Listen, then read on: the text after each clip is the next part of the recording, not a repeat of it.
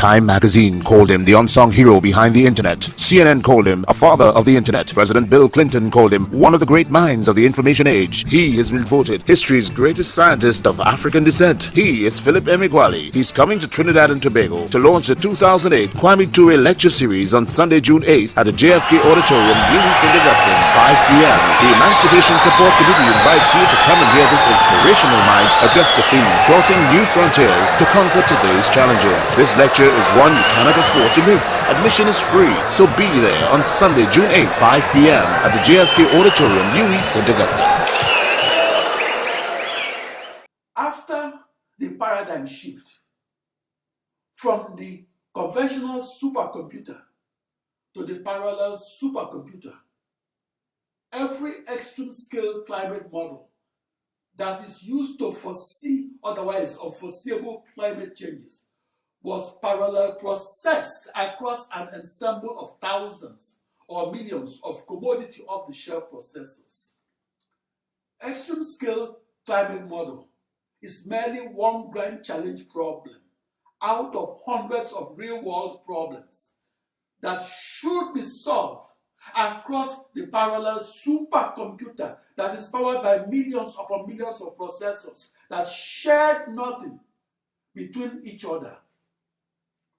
My discovery of practical parallel processing enabled the supercomputer scientists to enter a previously unexplored world of supercomputing, namely the terra incognita of extreme scale computing, where the grand challenge problems could be solved.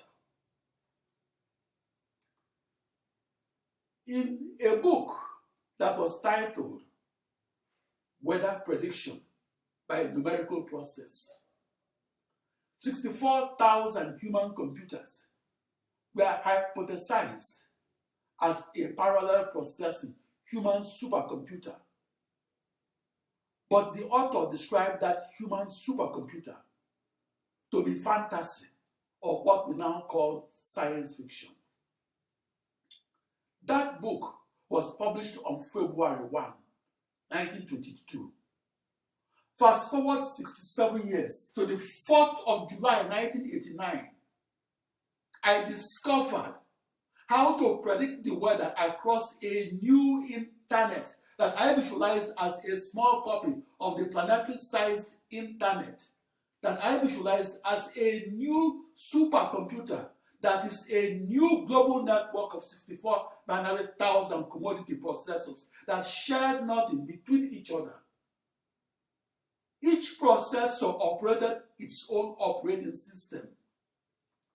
After my experimental discovery of practical parallel processing that occurred on the 4th of July 1989, the annual sales of parallel supercomputers exploded from a few $1 billion to $20 billion.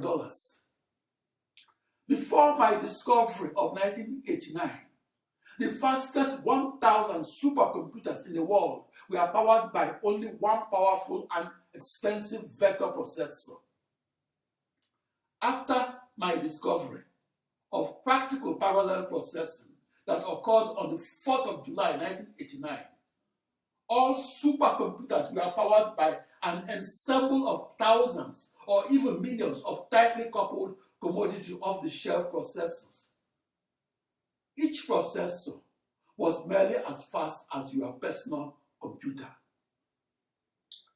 Looking back retrospectively to that first experiment that demonstrated that parallel processing works, the supercomputer technology that was mocked, ridiculed, and dismissed as a huge waste of everybody's time is now used by everybody in the field of supercomputing, and is used by many in science and technology, and is used to bring the evening weather forecast to you and to bring crude oil and natural gas that were buried a mile deep beneath the surface of the earth to you. Parallel processing has rich and fertile consequences that improved the everyday life of every person. My contribution to the development of the supercomputer is this: my experimental discovery of practical parallel processing that occurred on the 4th of July 1989 set off a new direction in supercomputing, namely communicating via emails and doing so to compute at once impossible speeds.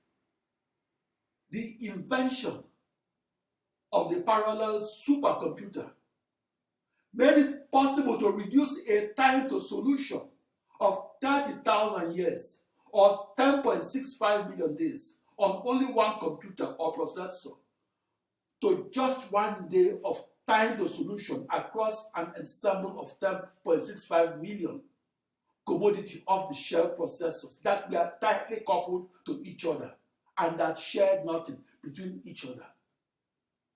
That reduction in time to solution from 30,000 computer years to only one supercomputer day is my signature discovery and my contribution to the development of the modern supercomputer.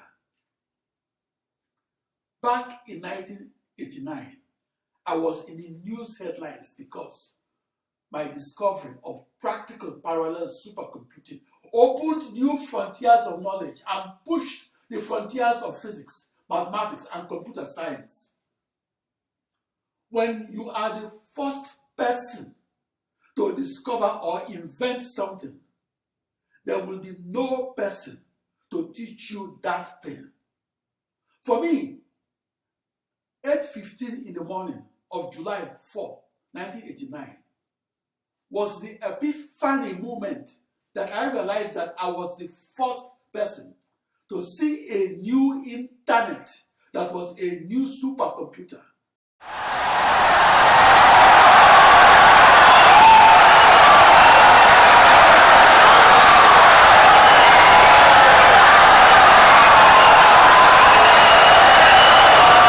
Insightful and brilliant lecture.